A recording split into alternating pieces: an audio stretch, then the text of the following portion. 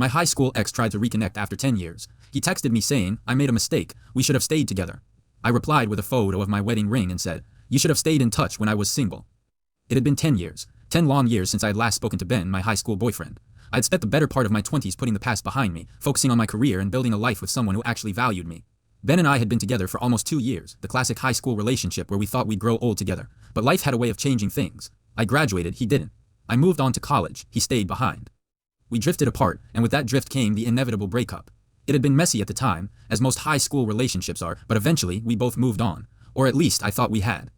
I was sitting at my desk at work one afternoon, scrolling through emails and preparing for the next big project when my phone buzzed. I didn't think much of it at first. A quick glance told me it was just a text from an unknown number. I almost ignored it, assuming it was just another spam message. But something made me stop. Maybe it was curiosity, or maybe it was just the fact that I had nothing else to distract me from my thoughts. I opened the message. It was from Ben. "Ben, hey, I know this is out of the blue, but I've been thinking a lot lately. I made a mistake. We should have stayed together. I never should have let you go. I know it's been a long time, but I'd love to reconnect. Maybe grab coffee sometime." I stared at the screen, my heart skipping a beat.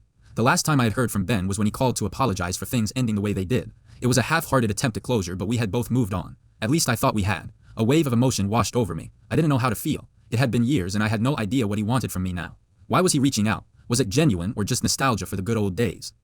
I took a deep breath. The timing of this message couldn't have been worse. I was married, to a man who loved and respected me, to someone who saw me for who I was now, not who I had been back then. My life was in a different place entirely. I had built something stable and secure, and Ben's message felt like a sudden, unwelcome disruption. For a moment I thought about ignoring it altogether. After all, it had been 10 years. I was happy, I had moved on, and I didn't need to revisit the past. But curiosity gnawed at me. What did Ben want after all this time? Was he truly sorry for what happened, or was this just a selfish attempt to relive a chapter of his life he couldn't let go of? I took a deep breath, put my phone down for a moment and tried to gather my thoughts. Then, without overthinking it, I decided to respond. I wanted to make it clear that I was no longer the same person he had known in high school. I had changed. I wasn't the girl he once dated, and I certainly wasn't interested in reopening old wounds. But I also didn't want to be cruel. "Me, it's been a long time, Ben. I'm glad to hear you're doing well, but I'm married now. I'm happy in my life and I'm not looking to reconnect. I think you should have stayed in touch when I was single." I hesitated before hitting send. I didn't want to sound harsh, but I wanted to be clear. He didn't get to just waltz back into my life after all this time. He had his chance, and he let it slip away.